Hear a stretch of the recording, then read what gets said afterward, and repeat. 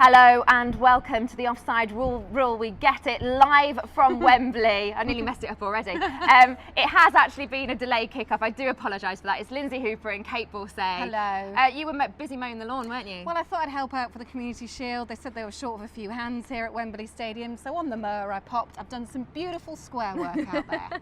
Yeah, there was the One Direction boys were here over the summer. They're just dressing the stadium ready for the Community Shield this weekend. And with the football season starting on August the 16th, we thought, why not get ourselves down here and do our boldest project to date, try and launch the brand new season. It's either bold or live stupid. from Wembley. Is it bold or stupid? We don't know yet. I don't know. We've got loads coming up on the show, haven't we? We certainly have some great topics to talk about. And by the way, you must get involved with the show by using our Twitter account at Offside Rule Pod and the hashtag as well, the Offside Rule Live. Live is the key word. We'll keep promoting that during the show, but you may well get a mention live from Wembley here on this broadcast today.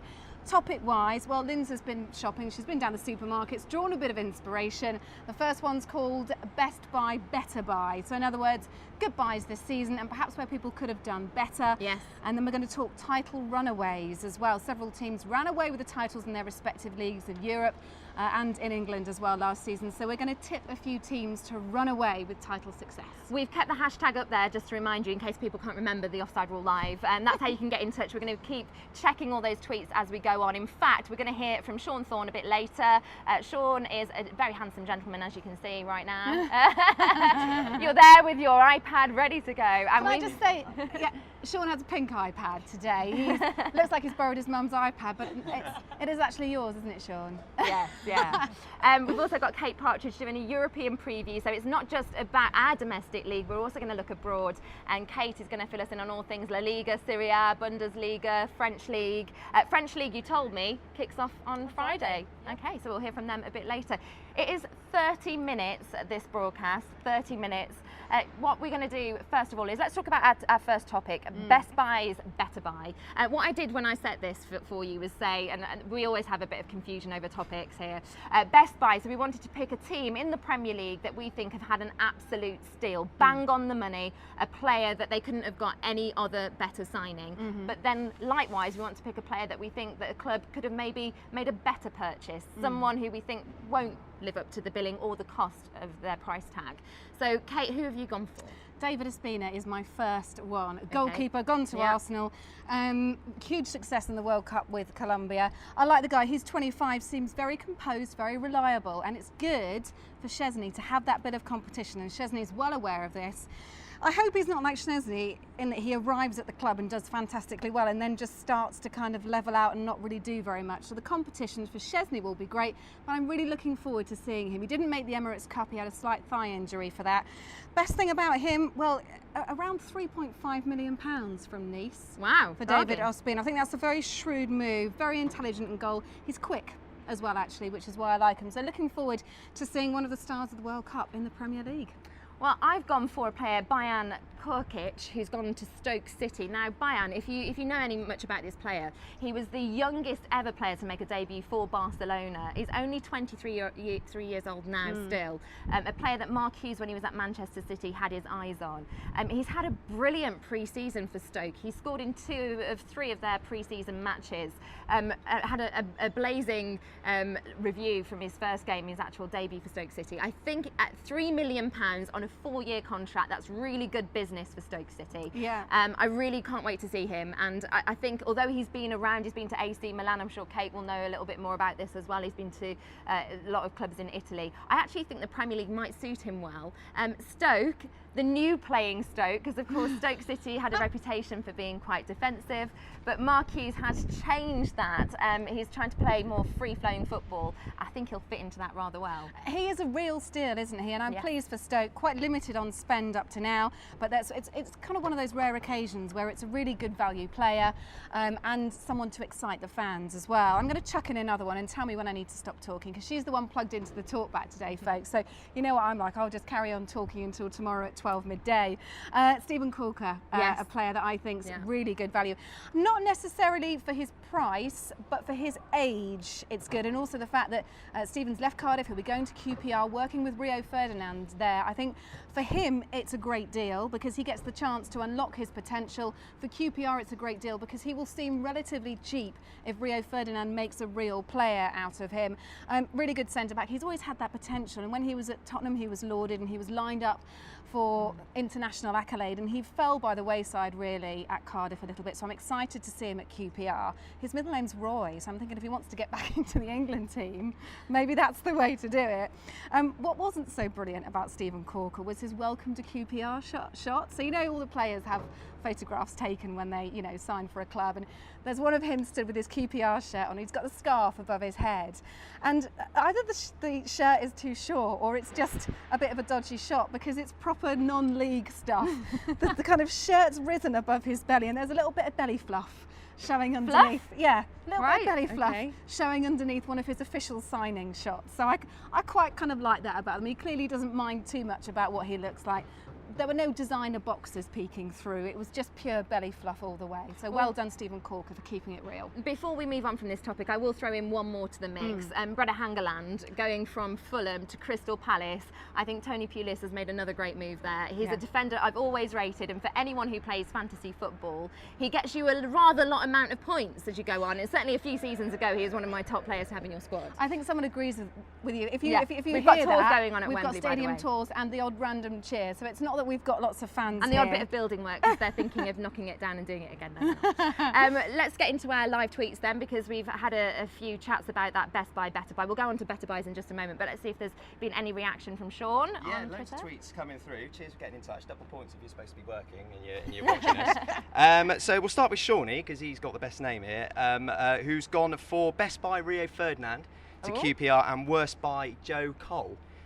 So Joe Cole quite injury prone. Maybe that might not pay off for Aston Villa. Harriet has got one. All of the Liverpool panic buys has been sent in. We've also got Mark O'Neill, who's really put his neck out on the line with the shout here.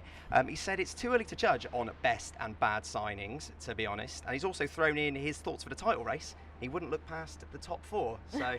Very diplomatic, Mark, very diplomatic. Yeah. And also, let's just finish off with Laura Jones, who's gone for the best buys, anyone for Blackpool, as at the moment, obviously, they've only got a couple of players. So anyone they bring in is going to be a good signing for them. Lovely, thank you, Sean. And you can keep those tweets coming in. Use the hashtag #TheOffsideRuleLive, and we're at OffsideRulePod on Twitter. We'd love you to follow us as well. Let's talk about better buys. Let's just say I love those tweets. Mark, if you're out there, come home and meet my mum. You're like the ideal boyfriend, Mr. Non-controversial. And sit on the fence, yeah. Absolutely brilliant. Thanks for those, guys. Better buys. We're talking about players that have gone to clubs that we think actually there was someone better out there. It's really easy for us to do. I'm sure managers are just rolling their eyes right now, thinking, "Yeah, you try and do better." All of them watching this right now.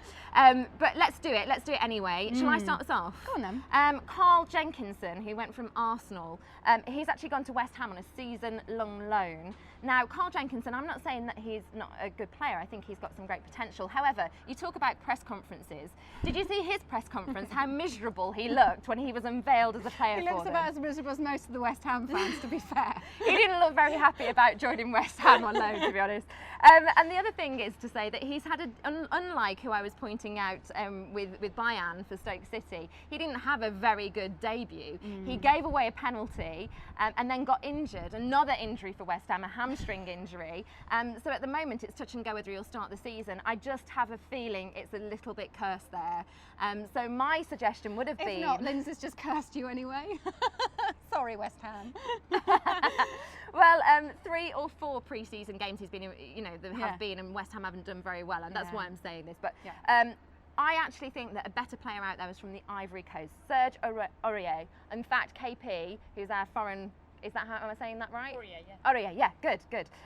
Ivory Coast fullback, I think he would have been a much better suit to West Ham in terms of the type of play. He's a sort of player that makes things happen in the box. He scored around 6 goals, I think, himself last season. And he's had a really good campaign with Toulouse. I really thought, because he was that quite versatile player as well, from central defence to a right back role as well, I think he would have been a really good purchase. So, Serge, when we're going to miss you in the Premier League. Supporting young English talent there. No, Ivory Coast. Wipes the floor with Carl Jenkinson and brings in an Ivorian instead. I've gone for Ander Herrera. Now, I'm not saying he's not a good signing, first of all. He did really well in the International Champions Cup, didn't he, when Manchester United played Liverpool, although Liverpool had the kind of best of the first half. Ander Herrera and Wayne Rooney were two of the stars for Man U that shined in the second half. So I'm not debating that he's not a good player, but what I'm debating is the price, £29 million for him. And he's not particularly proven. He has had a great pre-season. It's not just the International Champions Cup that he's shone in, but I think that 29 million could have been better spent on a central defender. Really worried about Chris Smalling and Phil Jones. The future of the England team there, possibly, and they look incredibly frail. They need some guidance, they need some maturity now that Rio Ferdinand's gone. Who's going to show them the way in that Van Gaal setup? Or the money could have been better spent on Arturo Vidal, quite frankly, because I would love to see him in the Premier League. Was standout for Juve last season for Antonio Conte's team there. Great for Chile at the World Cup as well. Would have been around the same price, you know, as Herrera. And Herrera might be a little bit younger, I think. But I would have been really excited in that centre midfield role anyway to see Vidal there instead. And if we're talking about absurd amounts of money, we can't let this go without reflecting on the Championship slightly for a second. The team that were in the Premier League last season, Fulham, who got relegated to the Championship, spent, get this, £11 million. £11 million on Ross McCormack, a player that's never played in the Premier League, isn't proven in the Premier League. I just think it's an absurd amount of money. I'm going to write a letter to Points of View. It's so outrageous. And when I give you the example as well of Bojan Krkic, who's played at Barcelona, the youngest player to make his debut for them, and he cost £3 million for Stoke, I think that gives you the contrast there of how ridiculous and ludicrous that is. I'm not saying that Ross McCormack isn't a good player, but £11 million, never in a million years. Never. Lindsay Hooper's told it straight there. Have I got time for another quick one? No, I think we're going to have to leave it there, I'm afraid. I've heard worries. in my ear. I've got sort of ground control saying no, move on. We're going to go and show you a little bit about Brazil now, because we were at the World Cup during the summer, and we had a great time. We followed England around. England, we were. Well, it was a bit rubbish, really. Yeah, we were disappointed. Yeah, but what was kind of jammy for us is that we were so taken along with the spirit of Brazil, and we sincerely mean this as well. We had an excellent time out there because of the way that the Brazilians welcomed us with open arms and the atmosphere there. It sounds a bit frivolous, for me to say, but we almost didn't worry too much about England because we were sort of riding on the crest of a World Cup wave, weren't we? Really? Yeah, we sort of mourned when we got back, but out there we had lots of fun, and we hope that you get to see that yourselves, because this is a little montage of our time in Brazil during the summer at the World Cup. Hello, I'm Lindsay and this is Kate, and we're 2/3 of the Offside rule. We get it, and we thought what better time to launch a YouTube channel than when the World Cup was on in Brazil.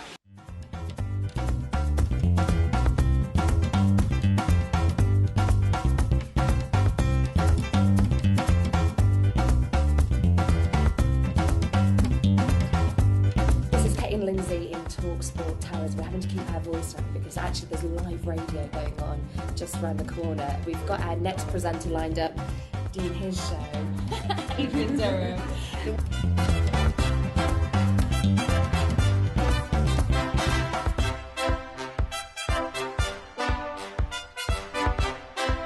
We are stood just by the FIFA Fan Fest on Copacabana Beach.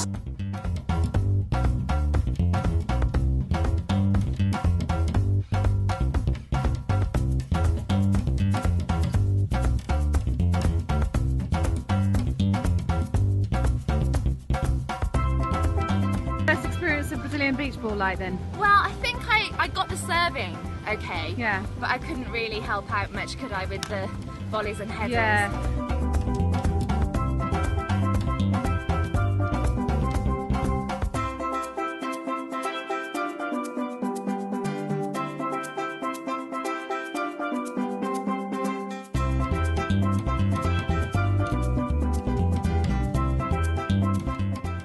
World Cup, and you've been to quite a few, there's something that you remember. You know, you had all the noise in the stadiums in South Africa, and here I think it might be the referee's phone. What do you reckon to that? It feels like it should have been in the game all along. It's so simple, isn't it? Yeah. And you know, if you don't put that down, then everyone edges forward a yard or two. Oh, and it gets so annoying. It gets really frustrating, players run, and then the opposition appeals. So no, I think the foam is great, and certainly it's very clear to everyone watching.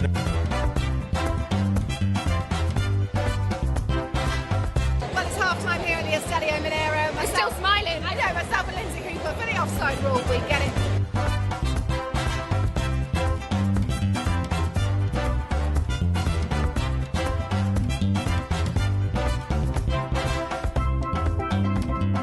And if you want a flavour of what's going on right now, Lindsay and I have just pegged it across to the other side of the stadium to see this going on.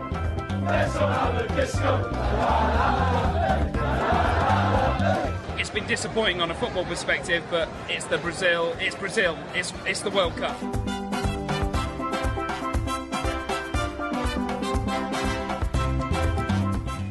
Well, look at us. You catch us. The offside rule. We get it in Buzios.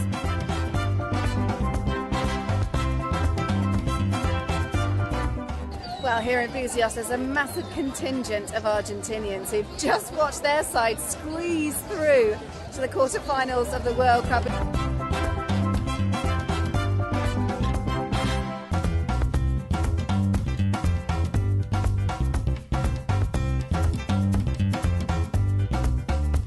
Well, thank you very much for watching. It's the Offside Rule in Brazil. See you soon. It brings back memories, doesn't it? Loads Lindsay of Hooper? memories. I'm pleased that we've got that. I'm just Yeah. going to watch that at home every night for the There's next lots few of nights. dancing fans. None of us drinking any caipirinhas, which is I was fortunate. drinking a lot of caipirinhas, just not in the VT. But... Some of your football skills with a Z on the end. Oh no, I could only serve, couldn't I? Actually, I say I could only. The boys really weren't including me other than letting me serve it over the net, so I got a bit frustrated with that one. We had such a good time out there, and if you actually pop onto our YouTube page, the Offside Rule TV, you'll see loads of Brazil stuff there. Thank you for checking out this video, and it does mean that you will be able to do that. You'll be able to see more videos on our YouTube page. It's / the Offside Rule TV. There's some other Brazil ones there, so please make sure you check them out. We have got Kate Partridge with us to give us a preview to all things Europe, because it's not, of course, just the Premier League that's going on right now. Keep your tweets coming in, because she's got some interesting stuff to say. Let's start with Bundesliga, shall we, Kate? Yeah, hello there, guys. Well, as you can imagine, and as you remember, last season, whenever I was calling in, it was always about Bayern Munich, Bayern Munich, Bayern Munich, Bayern Munich. And with 7 weeks to go, they wrapped up victory. They clinched the championship. They then did the double as well. But the one thing that they couldn't do, Pep Guardiola couldn't repeat the feat that Jupp Heynckes had done, which is the treble. So, and then that was the big issue in the fact that when it came to the Champions League, they lost out to Real Madrid. So, when it comes to Bundesliga, yes, they were champions. They left Dortmund 19 points behind. They had incredible goal difference. So what do? They decide they're going to shore up their opportunities for next season. So well in advance, everybody knew about the big prenup. They bought Robert Lewandowski. So it's looking like Bayern. Can they then go back? Can they repeat their treble this season? Can they do the double? Can they repeat their feats? It looks very much like they'll be back on to do at least two of those. And poor Borussia Dortmund losing Lewandowski. I mean, they were actually giving them a good run. We had the All-German Champions League final 2 years ago. Do you think that's going to affect Borussia? I would imagine so, but what they've done, they knew that this was going to happen. This was the prenup that was long in the pipeline. So they went out and they bought Torino's Ciro Immobile. He was actually the top scorer in Serie A last season. And then they've also gone out and they got Adrian Ramos as well, who was from Hertha Berlin, who is also a very good scorer in the Bundesliga. So they've gone out with like a double-pronged effect to make up for the fact that Lewandowski has gone. Let's hope it's not like Spurs, though, where they lose a big player and they buy lots of sort of, yes, we're going to be great again players. It doesn't quite work. Yeah. But I can't really see Bayern not winning. And if you look at the spine of their team, you frankly make up most of the Germany team as well. 6 of the players for Bayern Munich are in the Germany team. Winning mentality, both on an international and a domestic front. I can't really see them doing anything else other than victory this season. And let's get a quick word as well on Spain, because we saw what happened at the World Cup. I think that's having a knock-on effect throughout La Liga as well. I know they've got a lot of foreign imports like the Premier League has, but a lot of the Spanish contingents, it's a worrying time in Spain. Do you think it's going to be an exciting season ahead in La Liga? Well, it was certainly an exciting season last season, wasn't it? Particularly at the end, with 3 of them going for it, which was fantastic, because then you had Atletico Madrid coming in and breaking up the duopoly between the two teams. The first team in 10 years, it wasn't Barcelona and Real Madrid to clinch the title. Whether they'll be able to do it this time round, though, of course, I mean, they've lost some of their main players. They've lost Diego Costa, Courtois. Everybody's gone to Chelsea, basically, haven't they? The big threesome have gone back. It's interesting how many La Liga players have come back over here. Actually, well, not back over here, have come over here. I don't think ever before we've attracted as many La Liga players as we have done this season. Maybe it's because they sense that it's a bit more wide open. Barcelona no longer dominant. Real Madrid no longer dominant. Well, Barcelona also have a new coach as well, and they have Luis Enrique, and he used to be the manager of Celta Vigo, and they actually beat beat Real. They beat them 2-0, which ensured that they didn't win the title. So, which is quite intriguing, really, as Enrique used to play for both Barca and Real Madrid, so he had a foot in both camps. But having particularly good managerial experience with Celta means that they brought him through. So Barca, they have a new manager, but they also have a star player coming through, which I'm sure you know about, Kate, being a Liverpool fan. So So £75 million, but he doesn't play until the end of October, which is the key point. But apparently, just in time for, I think it's El Clasico. Yes. So he does have dental issues. Okay. Well, thank you very much. We're going to have to move on, but we'll come back to you to hear about Serie A and French League a bit later. But we need to get in because it's only 30 minutes. It's all the lights go out and all sorts here. We're going to talk about title runaways next. And the agenda for this is that we can go for any league across the entire planet, world. If you can find one on Mars, good luck. But I just want any league where a team is going to win by 5 points or more. They're going to run away with a league. Who have you gone for? Sepp Blatter, by the way, is setting up a Martian league. With Richard Branson comments. After Richard Branson's gone around the moon. I've got a couple. I'll only mention one. The quick one I was going to mention, PSG are going to dominate League again, and Kate will talk more about that later on, I'm sure. I've gone obvious here, but I've got some great reasons why. Chelsea are going to win the Premier League by 5 points or more. Okay, I'll tell you why. Jose I think Mourinho, it's going to be tight. he's got a point to prove. Okay, he will not be usurped again, particularly not when he's up against so many of his old battle foes or people that he's got history. Van Gaal comes into Manchester United, who came into Barcelona when Bobby Robson was there. Mourinho was working underneath him. Van Gaal came in to Barcelona. He loves Mourinho, by the way. He's got a huge amount of respect for him, and he said that he started to respect him within a few minutes of being at Barca because Mourinho kicked off massively, very loyal to Bobby Robson, kicked off massively because of the arrival of Van Gaal, which he hadn't known about before. So there's a bit of a score there as well. I think Mourinho's going to be really looking forward to coming up against Van Gaal. Can I interject as well about Van Gaal? This is complete aside, but have you seen the picture of him meeting David Beckham and they have the same haircut? No. Ryan Giggs is in the back of the picture. It is really funny they have the same haircut. But yes, okay. So you're saying Chelsea scores to settle. Okay, fine. Pellegrini. Remember what happened? Chelsea beat Manchester City twice last season. Remember that handshake where in October Mourinho threw himself into the crowd in celebration, which really wound up Pellegrini.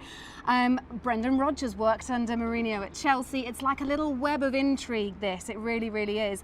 So I think Mourinho wants to get one up on all of those characters. He's a man of immense pride. He's got a point to prove. He's going to make sure, and the signings, we all know about this, he's going to make sure he does it this season, and he's going to do it in style. 5 points clear at least for me. I'm with you on Chelsea. I tipped Chelsea last season on the podcast, didn't I? Yeah, I did as well, actually. And I actually think that Chelsea, nice for you to get that in there, I actually think Chelsea might win, but I don't think it will be by 5 points or more. I think it might be another thrilling season in the Premier League where it goes right down to the last day. I'm going to go lower than that. I'm going to go down to League One because I got used to League One. I got acquainted with it because I'm a Wolves fan. And now we're back in the Championship. I thought, you know what, I'm going to get into this. I'm going to know about teams. I think Sheffield United are going to run away with League One because Nigel Clough, towards the end of the season when he came in there, has done wonders. They went on that amazing FA Cup run. They had a really good end to the season, and I think they'll pick up where they left off. I'm hearing as well from a few sources and journos and different people up in Sheffield that their pre-season campaign has gone really well. I'm really confident that Sheffield United will run away. Having a few connections there myself, I've heard a few very positive whispers. It's nice that Nigel Clough has finally come into his own because he was a bit of a bogey manager. He'd do really well and then he'd do disastrously, and, or his team would get relegated. So I'm pleased for him that it's working. Would love him to carry that on, and it'd be really nice for a team like Sheffield United. And it was interesting for Nigel Clough with Derby County because I felt sorry for him at the time. I thought he was a bit harshly done by because he'd done wonders with their academy and bought players through like Will Hughes and different young players and talent. But equally, Steve McLaren made a good mark there. And who knows about Derby County this season, how they will get on. But a couple of contenders in League One though, Preston and Bristol City. A team that someone near us right now knows a lot about. Yes, should we go to him? Go on then. Okay. Sean Thorne has got some more of your live tweets. Sean? I'm glad someone gave Bristol City. Finally, I was shaking your head all through your Sheffield United thing, Lindsay. Sorry about that. But a lot of people are with you, Kate, on the tweets in terms of Chelsea running away with it. Food Madman, he's been on, and he said that now Mourinho's made some great signings. He thinks that they're going to run away with the Premier League this season. Deflected is also going along a similar lines, saying that Jose's now built a new solid spine to add to the flair as well. two Johnnies, two completely different Johnnies, have gone for Norwich. So there you go, a little bit of a bonus there. Michael Henson's gone for Bury as well, and Chris has stuck £2 on Brentford to win the championship at 40-1. I think that's a bit of a long shot. They've only just got To win the there. championship. To win the championship, I They've know. only just got Brentford in the there. Premier No, League. they've only just got there. No, for me. Sorry. Maybe not. And in terms of our last topic as well, best buy, better buys, we didn't really get many better buys. Were there any that people were saying? A lot of could have done people better? thinking that too much has been paid for Luke Shaw. That has been the 27 overall million conversation there. But I think in terms of the closeness of the Premier League this year, I think a lot of people are going to be disappointed if they're going to be expecting it to go to the wire like it did last season. I think Chelsea are going to run away with it this year. Man after my own heart. Thanks, Thank Sean. you very much, Sean. Well, you can get in touch at Offside Rule Pod on Twitter. You can also use the hashtag the Offside Rule Live. I'm going to have to beckon. I'm hoping that you're going to do a swap over because we've not got much time to turn around. But we've got the Offside Rule Live. I'm also directing this live as well. But get in touch and give us your thoughts on anything that we've mentioned. And if you just want to say hello and you've retweeted and you've publicised a little bit of what we're doing today, thank you very much. Kate Partridge, we've got you back in because we very quickly want to talk as well about the other two European teams that we cover. We've got Lord James, who does League One, and we also have in Serie A we've got Mina, haven't we, Rizuki? So exactly what's the flavour over in those countries at the moment? I would say with Serie A, the big issue is over the change of management at Juventus, because you had Antonio Conte, 3 titles, absolutely ran away with it, fantastic character, everybody loved him. The implications on the betting in the fact that he managed to turn a blind eye, but that was all the fans kind of said, well, you know, we'll make sure that we don't really kind of implicate him. We still love him. He then 3 titles. He then decides that he's going to leave. So now we have Massimiliano Allegri coming in, who used to be the manager of AC Milan. He's come in and everybody's looking at him going, will he be able to do it? We're not sure. There's unrest in the team. Meanwhile, then you've got Roma, who was 17 points behind, but they've got Rudy Garcia, who is their coach, who is the young up-and-coming guy at Lille, did the double with them. Roma started brilliantly and then they started to tail off at the end, so what are their chances? And then of course there's Napoli as well, the Coppa Italia winners. They have Rafael Benitez, they hung on to Jose Callejon, he was a fantastic scorer. So it's among those, they were the 3 top guys. Is it going to be the same again? Can Juventus go for a 4th without Conte? Time will tell. Whilst we're on Italy, I really want to talk about this picture that Ashley Cole had with his Roma teammates. Yeah, looking at the distance. He looked like he was the distance on the sidelines. It looked like he had the magic sponge, didn't he? He didn't like he was actually playing. He was just on the sidelines. Is that quite a telling picture? Pictures, they always say tell 1,000 words, but I think it's a case of context, isn't it, really? They might have turned around. Maybe he didn't understand Italian for please stand at the back row. You know, there you go. Yes, and he was standing there waiting for a prompt and he went sort of presto, hop it, on you go. Maybe he's just not used to being not the star attraction. I don't know. I mean, Italian men, egos. I don't know. Who knows? Maybe we shall see. I mean, he said he wanted to learn Italian, which I think is highly commendable. It's going to take him a while, isn't it? I still think that a Premier League team, coming back to an earlier topic, I still think a Premier League team could have made real use of Ashley Cole on maybe a 2-year contract. Yeah, definitely. Yeah, I think Liverpool could have been a great shout for Ashley Cole personally. Yeah, definitely. I mean, I'm just really surprised he actually left England. Yeah, more than anything else, not just the Premier League, just to move away from England completely. But maybe he wanted a fresh start because of all the other things that have happened in his life. Who knows? Maybe he could have gone to France. Yes, what a fantastic segue she was. Lovely, Thinking about France, brilliant. fantastic. Well, PSG won it last season, didn't they? And then, but you look at the goals. They came mainly from, where were the goals mainly from? Zlatan Ibrahimovic. Absolutely, he was fantastic. But I think that Monaco really missed Radamel Falcao, and this was the big issue. He played in a cup game at the end of January in a 4th-tier cup game, and I think it was Claudio Ranieri said, yes, well, I've let him play. He gets injured. I'd imagine being Claudio Ranieri having to go up and explain to a Russian chairman, your £50 million signing is injured. Playing in a what? In a 4th-tier cup game. And of course they didn't even win the French Cup either. So that didn't go down particularly well. But a case of then, he's come back, but of course, guess who's left Monaco? James, exactly. He's gone as well. I saw that goal in Brazil. Oh, the Uruguay goal, the volley, the amazing volley. The amazing volley. Yeah. Yes, exactly. So it's a case of, could Monaco then maybe creep back up on PSG? I don't think so. But also, KP, are Monaco going to hang on to Falcao? Well, he's just come back, hasn't he? Yeah, but and he's only just come back. I mean, he played in the cup, didn't he, when he was at the Emirates, and he beat Arsenal. So will he stay there? I think he will. And there's quite a lot of temptations. Would you stay in Monaco? I think I'd stay in Monaco. I think I could be tempted to stay in Monaco.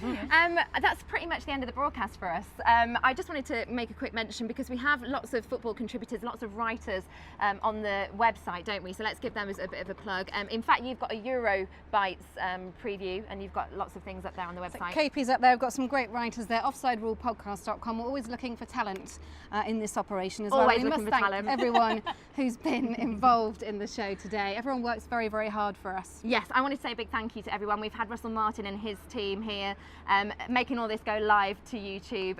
All of our volunteers, thank you so much for making this happen. Hopefully you've enjoyed it as a bit of a flavour of what will come in the new season. You can follow us on Twitter at OffsideRulePod. We're on Facebook. Harriet, give me the thumbs up if we've now got an Instagram account.